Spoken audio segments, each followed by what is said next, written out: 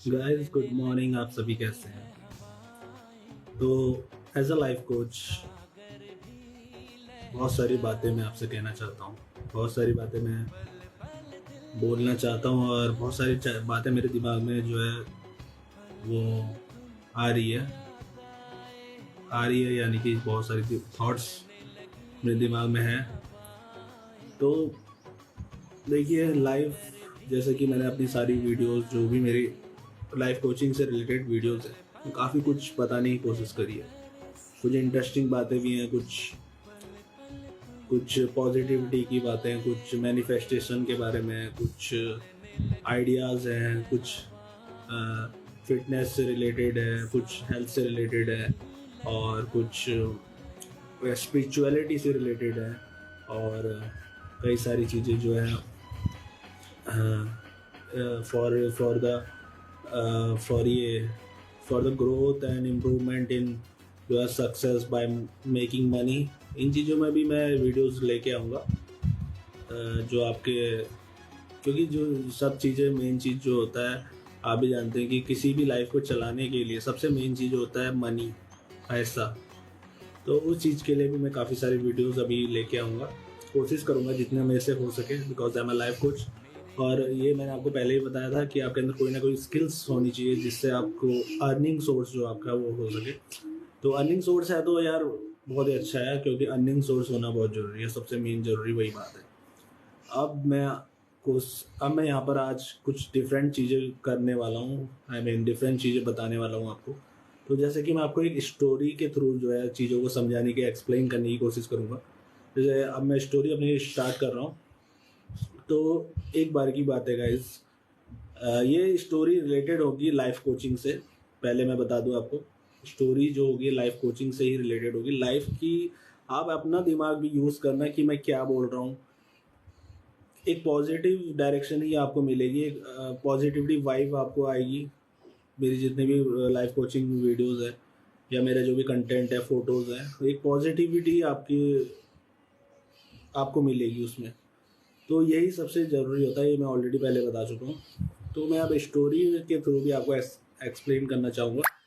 तो जैसे मैं आपको बताता हूँ कि एक बार की बात है गाइस, मैं एक्चुअली ट्रैवल कर रहा था यानी कि मैं घूम रहा था। ट्रैवल बोल लो या घूमना बोल लो, विदाउट एनी रीज़न। मेरे पास कोई रीज़न नहीं था घूमने का। एंड नॉर्मली टहलते हुए, जैसे समझ लो मॉर्निंग वॉक करते हैं ना, ऐसे ही मैं भी एक वॉक में चले गया था। नॉर्मली उस समय टाइमिंग लगभग होगा नॉट एकदम मॉर्निंग वाला टाइम नहीं था, हल्का हल्का दिन ऐसे ही टाइम था जैसे अभी हो रहा है, 10-11 बजे थे। तो मैं टहल रहा था, मतलब वॉक कर रहा था। तो अचानक से मैंने देखा कि टहलते हुए एक अचानक से एक छोटा सा पत्थर, मेरी नज़र पड़ी एक छोटे से पत्थर पे। अचानक से मैंने एक पत्थर देखा और वो पत्थर एकदम ऐसा था जैसे पूरा वाइट। बिकॉज मैं जो टहलने गया था वो मैं नदी के किनारे टहल रहा था, जो गंगा नदी है, उस नदी, जय हो गंगे माता। तो मैं उस नदी के किनारे टहल रहा था। तो वहाँ पर आपको पता है कि जो बीचेस, जो नदी होती है उसमें थोड़ा सा रेत होता है, रेता भी होता है और पत्थर भी होते हैं किनारे पे, क्योंकि नदी अपने साथ सब चीज़ें लेके चलती जाती है, जो भी चीज़ें हैं गंगे माता। तो रेत किनारे पे रेत रेत थी और मुझे अच्छा लग रहा था काफ़ी उसमें टहलना।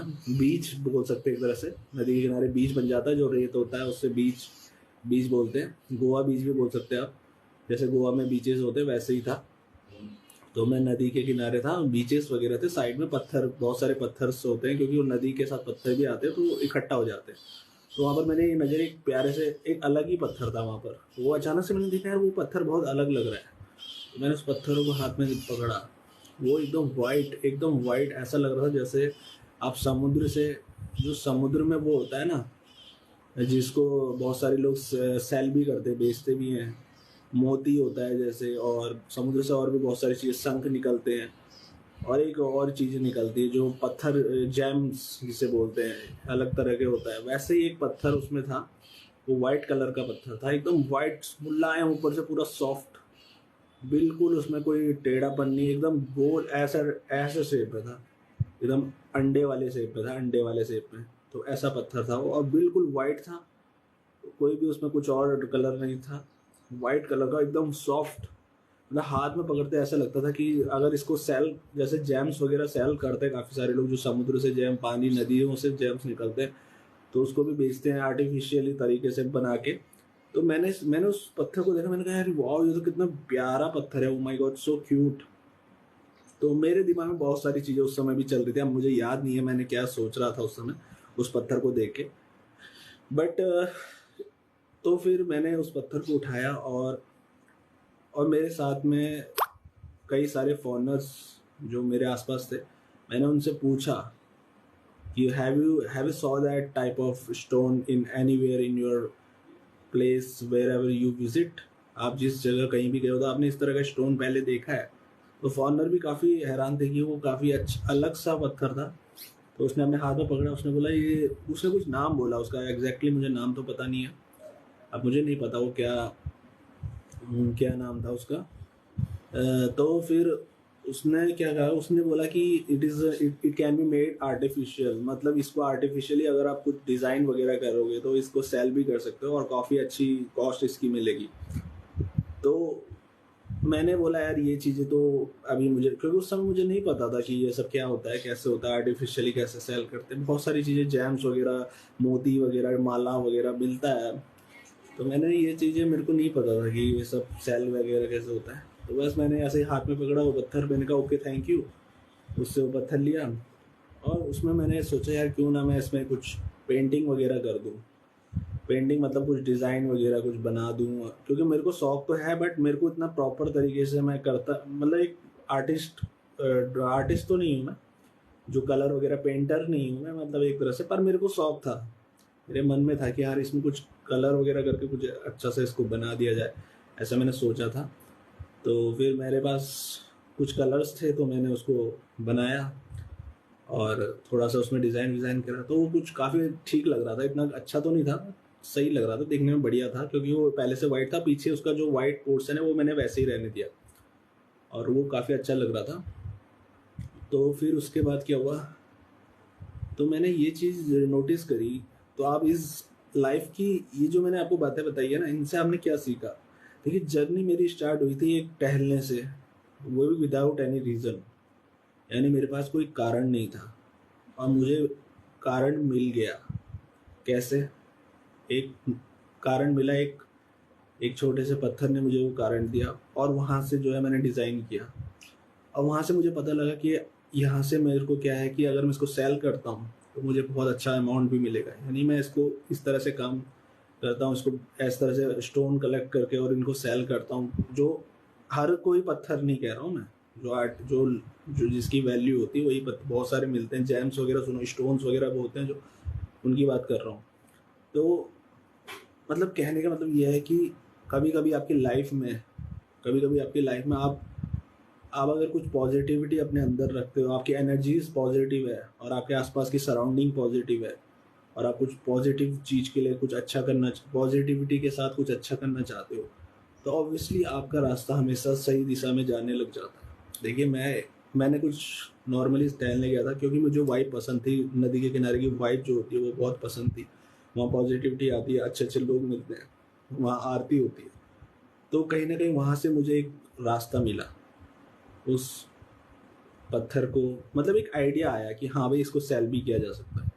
तो कहने का मतलब ये है कि लाइफ में कभी कभी आपके साथ ऐसी ऐसी चैलेंजेस या सिचुएशन होती है, या लाइफ में कुछ ऐसा एक्सप्लोर कर लेते हो आप, या लाइफ में कुछ ऐसी चीज़ें हो जाती है जो आपके साथ आपने सोची ना हो या समझी ना हो, और वहाँ से भी कुछ ऐसा पॉजिटिव, अगर आप उस चेंजेस को, जो अचानक से जो कभी कभी, या फिर आप कह सकते हैं, इसका एक वर्ड होता है, वो वर्ड मेरे दिमाग में नहीं आ रहा है अभी, तो वो वर्ड ये है कि अनएक्सपेक्टेड।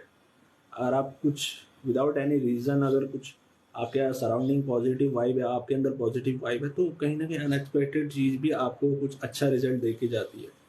तो कहने का मतलब ये है कि life is not about that, life इस बारे में नहीं है कि आप जो सोच रहे हैं या आप करना चाह रहे हैं कि आप, मुझे यही करना है या मैं यही करना चाहता हूँ, हर चीज़ किसी ना किसी रीज़न की वजह से होती ज़रूर है, लेकिन कई बार आपका कई चीज़ें ऐसी होती है जो बिना किसी कारण के भी हो जाती है।